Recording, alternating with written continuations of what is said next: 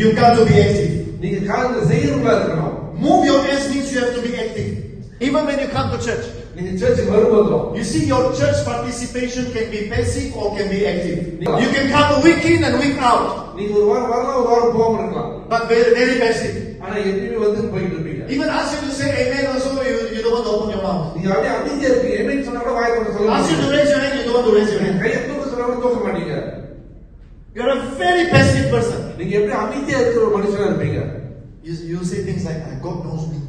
நீங்க என்ன சொல்றீங்கன்னா கர்த்தருக்கு எல்லாமே தெரியும். God knows my heart. கர்த்தருக்கு எதுவும் தெரியும். God knows what's in my mind.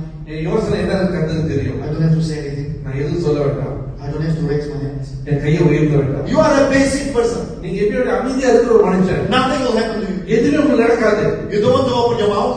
Life and death is in the power of your tongue. You are even lazy to open your tongue. எதுனாலும் நீங்க வாயை திறக்க சோம்பேறியா இருக்கீங்க. You don't want to use your tongue. வாயை பயன்படுத்த மாட்டேங்கிறீங்க. You only use your tongue to check the curry chicken. நீங்க சும்மா சாப்பாடு பார்க்கும்போது தான் வாயை No enough spices. இதுல காரம் பத்தல. No enough salt. இதுல உப்பு பத்தல. You are only using your tongue for eating. உங்க நாம என்ன பண்றோம்? சாப்பாடு மட்டும் தான். You forget the most important purpose of the tongue. அல்ல.